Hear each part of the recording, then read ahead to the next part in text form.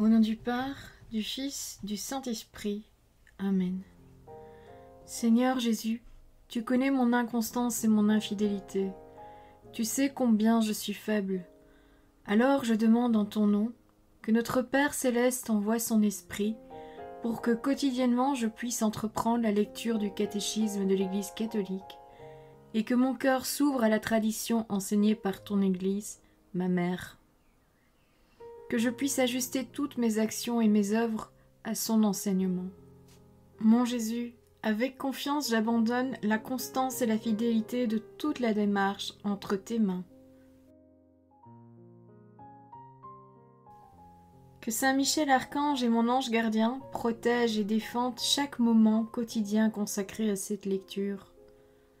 Maintenant, avec toi et par ta voix, disons: Notre Père, qui es aux cieux, que ton nom soit sanctifié, que ton règne vienne, que ta volonté soit faite sur la terre comme au ciel. Donne-nous aujourd'hui notre pain de ce jour. Pardonne-nous nos offenses comme nous pardonnons aussi à ceux qui nous ont offensés. Et ne nous laisse pas entrer en tentation, mais délivre-nous du mal. Amen. Ensemble, mon Jésus d'amour, saluons notre sainte maman, la Vierge Marie. Entre ses mains, je remets mon cœur, mon âme, ma volonté et ma vie, afin que par ses soins règne en moi la volonté du Père, et qu'en ses mains mes œuvres soient gardées, transformées, en parfaite offrande rayonnante de la lumière de Dieu, pour sa gloire, le salut des âmes et la consolation des âmes du purgatoire. Je te salue Marie, comblée de grâce. Le Seigneur est avec toi, tu es bénie entre toutes les femmes, et Jésus, ton enfant, est béni. Sainte Marie, Mère de Dieu, prie pour nous, pauvres pécheurs, maintenant et à l'heure de notre mort. Amen. Je te salue Marie, comblée de grâce, le Seigneur est avec toi. Tu es bénie entre toutes les femmes, et Jésus, le fruit de tes entrailles, est béni. Sainte Marie, Mère de Dieu, prie pour nous, pauvres pécheurs, maintenant et à l'heure de notre mort. Amen. Je te salue Marie, comblée de grâce, le Seigneur est avec toi, tu es bénie entre toutes les femmes, et Jésus, le fruit de tes entrailles, est béni. Sainte Marie, Mère de Dieu, prie pour nous pauvres pécheurs, maintenant et à l'heure de notre mort. Amen. Ô Saint-Esprit, par l'intercession du cœur immaculé de la Sainte Vierge Marie, et par le cœur chaste de Saint Joseph, donne-moi un cœur doux, humble, pur, miséricordieux et charitable. Rends-moi docile à tes célestes inspirations, et prompte à y répondre. Que mon cœur enflammé de ton amour soit en toutes ses œuvres dans la volonté du Père, œuvrant ainsi sous ton joug léger et joyeux.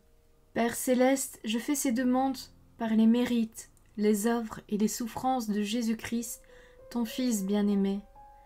En mon nom, au nom des âmes de ma famille, au nom des âmes de mes proches, au nom des âmes qui se sont recommandées à mes prières, au nom des âmes constituant ta Sainte Église, le pape, les cardinaux, les évêques, les prêtres, les religieux et religieuses, les laïcs, au nom des âmes qui ne te connaissent pas, des âmes des païens, des âmes des hérétiques, des âmes des apostats et des âmes froides.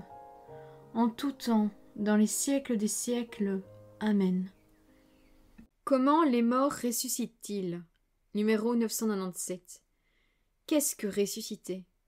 Dans la mort, séparation de l'âme et du corps, le corps de l'homme tombe dans la corruption, alors que son âme va à la rencontre de Dieu, tout en demeurant en attente d'être réuni à son corps glorifié. Dieu, dans sa toute-puissance, rendra définitivement la vie incorruptible à nos corps en les unissant à nos âmes par la vertu de la résurrection de Jésus. Numéro 998. Qui ressuscitera? Tous les hommes qui sont morts. Ceux qui auront fait le bien ressusciteront pour la vie, ceux qui auront fait le mal pour la damnation. Voilà l'Évangile selon saint Jean, chapitre 5, verset 29. Numéro 999. Comment? Le Christ est ressuscité avec son propre corps. regardez mes mains et mes pieds, c'est bien moi. Voir l'Évangile selon saint Luc, chapitre 24, verset 39. Mais il n'est pas revenu à une vie terrestre. De même en lui, tous ressusciteront avec leur propre corps qu'ils ont maintenant. Mais ce corps sera transfiguré en corps de gloire, en corps spirituel. Voir la première lettre aux Corinthiens, chapitre 15, verset 44. Mais, dira-t-on, comment les morts ressusciteront-ils? Avec quel corps reviennent-ils? Insensé! Ce que tu sèmes, toi, ne reprend vie, sinon mort. Et ce que tu sèmes, ce n'est pas le corps à venir, mais un grain tout nu. On sème de la corruption, il ressuscite de l'incorruption. Les morts ressusciteront incorruptibles. Il faut en effet que cet être corruptible revête l'incorruptibilité, que cet être mortel revête l'immortalité. Voir la première lettre aux Corinthiens, chapitre 15, les versets 35 à 37, le verset 42 et le verset 52 et 53. Numéro 1000. Ce comment dépasse notre imagination et notre entendement. Il n'est accessible que dans la foi, mais notre participation à l'Eucharistie nous donne déjà un avant-goût de la transfiguration de notre corps par le Christ.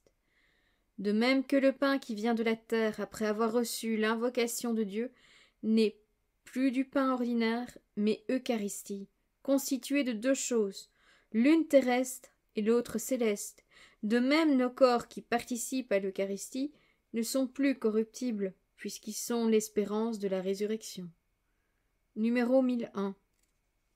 Quand? Définitivement au dernier jour. Voir l'Évangile selon saint Jean, chapitre 6, versets 39 à 40, le verset 44, le verset 54, ainsi que le chapitre 11, le verset 24. À la fin du monde. En effet, la résurrection des morts est intimement associée à la parousie du Christ. Car lui-même le Seigneur, au signal donné par la voix de l'archange et la trompette de Dieu, descendra du ciel, et les morts qui sont dans le Christ ressusciteront en premier lieu. Voir la première lettre aux Thessaloniciens, chapitre 4, verset 16. Ressuscité avec le Christ. Numéro 1002. S'il est vrai que le Christ nous ressuscitera au dernier jour, il est vrai aussi que d'une certaine façon nous sommes déjà ressuscités avec le Christ. En effet, grâce à l'Esprit Saint, la vie chrétienne est, dès maintenant sur terre, une participation à la mort et à la résurrection du Christ. Ensevelis avec le Christ lors du baptême, vous en êtes aussi ressuscités avec lui, parce que vous avez cru en la force de Dieu qu'il a ressuscité des morts. Du moment donc que vous êtes ressuscités avec le Christ, recherchez les choses d'en haut, là où se trouve le Christ, assis à la droite de Dieu. Voir la lettre aux Colossiens, chapitre 2, verset 12, et chapitre 3, verset 1. Numéro 1003. Unis au Christ par le baptême, les croyants participent déjà réellement à la vie céleste du Christ ressuscité. Mais cette vie demeure cachée avec le Christ en Dieu. Voir la lettre aux Colossiens, chapitre 3, verset 3. Avec lui, il nous a ressuscités et fait asseoir aux cieux dans le Christ Jésus. Voir la lettre aux Éphésiens, chapitre 2, verset 6. Nourris de son corps dans l'Eucharistie, nous appartenons déjà au corps du Christ. Lorsque nous ressusciterons au dernier jour, nous serons aussi manifestés avec lui pleins de gloire. Voir la lettre aux Colossiens, chapitre 3, verset 4. Numéro 1004. Dans l'attente de ce jour, le corps et l'âme du croyant participent déjà à la dignité d'être au Christ. D'où l'exigence de respect envers son propre corps, mais aussi envers celui d'autrui, particulièrement lorsqu'il souffre. Le corps est pour le Seigneur et le Seigneur pour le corps. Et Dieu, qui a ressuscité le Seigneur, nous ressuscitera nous aussi par sa puissance. Ne savez-vous pas que vos corps sont des membres du Christ ? Vous ne vous appartenez pas. Glorifiez donc Dieu dans votre corps. Voir la première lettre aux Corinthiens, chapitre 6, les versets 13 à 15 et les versets 19 et 20. Voilà, c'est tout pour aujourd'hui. Je vous souhaite à tous une bonne et sainte journée. Que le Seigneur nous bénisse tous et que votre ange gardien veille bien sur vous. Au nom du Père, du Fils, du Saint-Esprit. Amen.